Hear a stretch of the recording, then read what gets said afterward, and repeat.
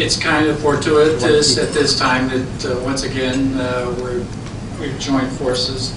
The work that I've done in mathematics around the topic of science and consciousness readily marries with her latest discoveries with the Supra-Brain.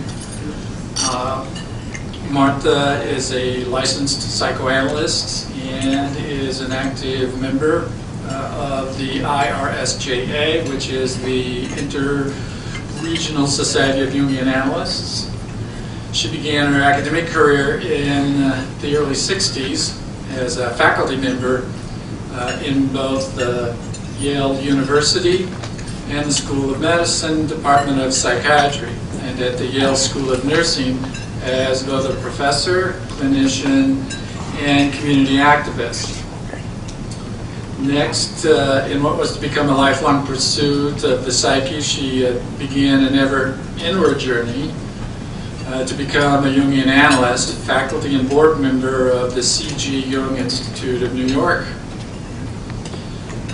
Embarking on a journey to integrate body, psyche, and soul, she began a 20-year apprenticeship with Emily Conrad, creator and founder of Continuum, where she eventually co-taught on the Hermetic Mysteries. Currently, Martha is a member of the Boulder Association of Jungian Analysts, and she also is one of the few that I personally consider a spiritual giant, as well as on the edge thinker and provocateur of the human potential.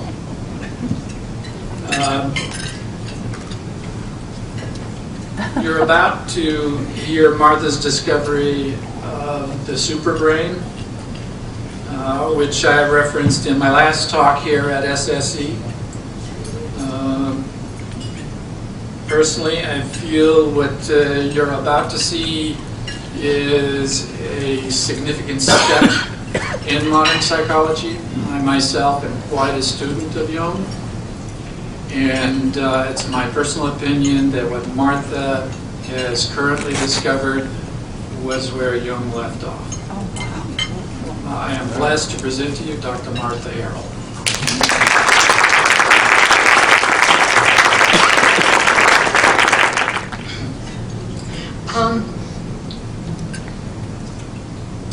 This is what 3 a.m.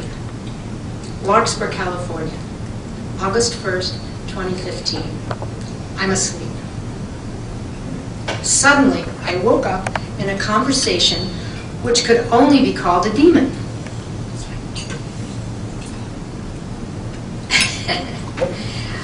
It reminded me of what I've heard about the Bardo from my Buddhist friends, that place after death where all the things you haven't dealt with in your life come rushing at you in the form of Tibetan demons. Only I wasn't dead. Okay, let me go back to where this started. In October of 2012, I essentially ended my life as I knew it. I decided to leave home.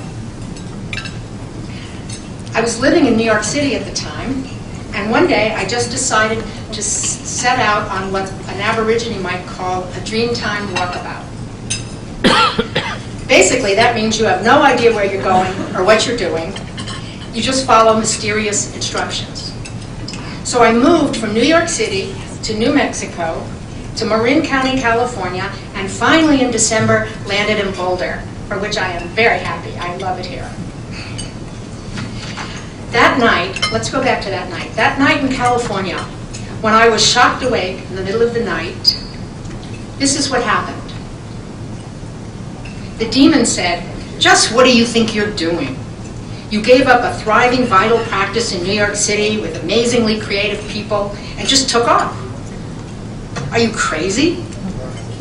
You have no security now. You don't know what you're doing. You've ruined your perfectly fine life. You have no home. Your husband left. And you're going to end up a bad lady for sure. Now that may not scare you guys in Boulder, but in New York that is a terrifying idea, ever present. So this demon unearthed a deep-seated feeling I had secretly held for as long as I can remember, that I was at bottom deficient and nothing could change it. I don't know if any of you have known your deepest and darkest secret, but that was mine. As I lay there, feeling seriously panicked, I realized that the demon was right. I did have that secret belief, no matter what the seeming success I'd had. I actually felt I was deficient. So the demon and I were trapped in a standoff. It wanted to torture me, and I wanted it to stop. The tension was almost unbearable. On one side was the pressure to give in and agree with it, and be its victim, and on the other part of me wanted to fight it, be angry, and say, no, this is not true. But strangely, I did neither. Right there, in the quiet of the night, something extraordinary happened. I became aware of another presence. It was a powerful but neutral witness. It didn't defend me, or attack me, or even talk to me. It was just there. But in that strange way of inner knowing, that comes, that inner knowing that comes in moments of extreme distress, I somehow knew what to do. That knowing told me to allow myself to stop resisting and completely feel the emotions that I was afraid of and desperately wanted to get rid of. The fear of being lost, the humiliation of being vulnerable, and the terror that I really was deficient, that I actually couldn't take care of myself, was pretty overwhelming. The pure pain of that moment was indescribable. But as I was held in the suspension of that pain, I knew not to judge it, the feeling or myself. I knew not to try to get rid of it, deny it, or run away.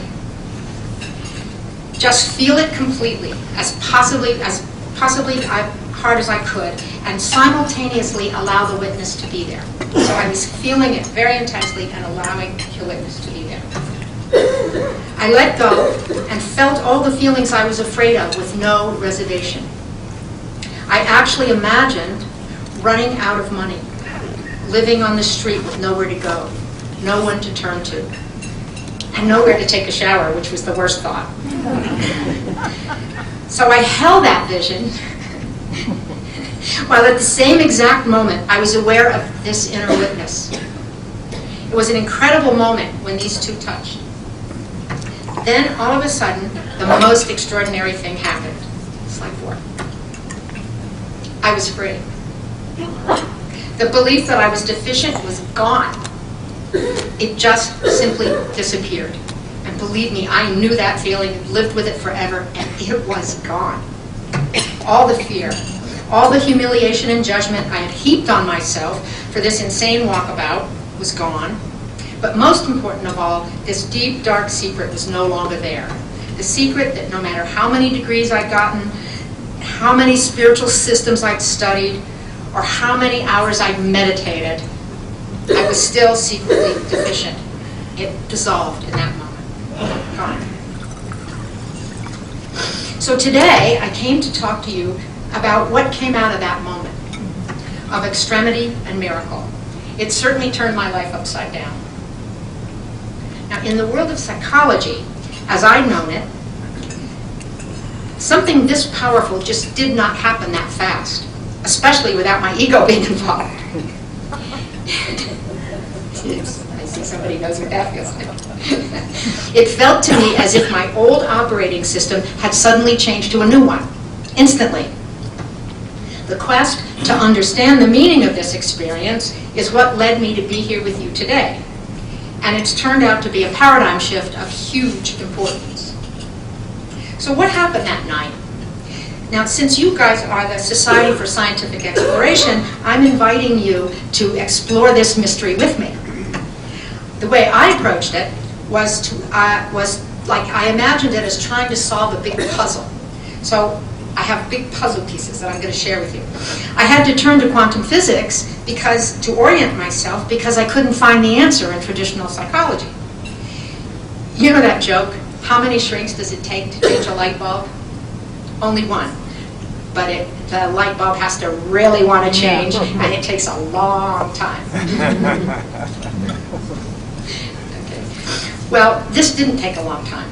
It happened in a flash. 1 minute it was there, and the next minute it was gone. So I'm going to give you the pieces of the puzzle that I worked with, and I would like you to that I've used to try to understand this, and I'm inviting you to see what you think of them, and what you can add to that. Next slide. Okay, here's the first piece of the puzzle. The Hegelian Dialectic, and Paul, thank you for your definition. The Hegelian Dialectic and the Newtonian worldview. Since I'm proposing a paradigm shift, it makes sense to begin with what we are shifting from. What is the old operating system? The current model of Newtonian science sees well-defined objects in space and time interacting with external forces, and it says everything is of a local, causal nature and time is linear. Local and causal implies that relatedness is external.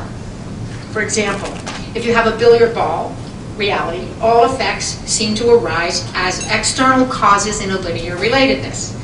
Where one ball hits another one, and hopefully it goes in the pocket. That's cause and effect. This produced electronics as we know it, as well as some of Western science. Now, we humans have faith in the phenomenal world and its operating system of duality. We live with it every day. This is what I'm calling the Hegelian Dialectic, which goes with the Newtonian worldview. This principle is based on the philosophical ideas put forth by Wilhelm Hegel, and it has been one of the major influences of our world as we know it. It goes hand in hand with Newtonian physics and the laws of duality in the physical realm. It begins with the idea of thesis, and then posits an opposite, which he calls antithesis. So these forces come into contact. Carl Jung was also fascinated by these opposites. And in his study of alchemy, he said that opposites confront each other in enmity or love. I'm adding conflict and cooperation. In conflict, it can be a tribal massacre, a world war, or even an argument. And in love, well, a lot more fun. Okay. When these opposites line up against each other and stay with it, what Hegel calls a synthesis occurs, which is an expanded view of the issue, and even more positively, an inclusive compromise. So it's bigger than the sum of its parts. The whole is bigger than the sum of its parts there, which is greater than either side alone, and which can benefit both. In other words, it moves from a win-lose, either-or situation to a win-win or both. Or both-and. The problem here is that although the positive resolution is definitely better than war, it still stays in the external realm, and therefore in duality, or the third dimension, as some people are calling it these days. This is a Newtonian way of thinking. There's also a quantum way of thinking. In the Newtonian world, everything is defined. In the quantum world, everything is in fluidity and flux. Let me say it again. In the Hegelian dialect, there's this thesis, which is external, and the antithesis, which is internal. The antithesis, which is also external. And they fight it out, and what results is a synthesis. Better, but still an externalized fight. In the new operating system, I'm calling the quantum view, people can learn to turn inward, and so find the actual source for their own self-sustainment. So through a course of deep internalization, you can connect to a mysterium quantum force at work that changes synthesis into transcendence, which I believe is a dimensional shift.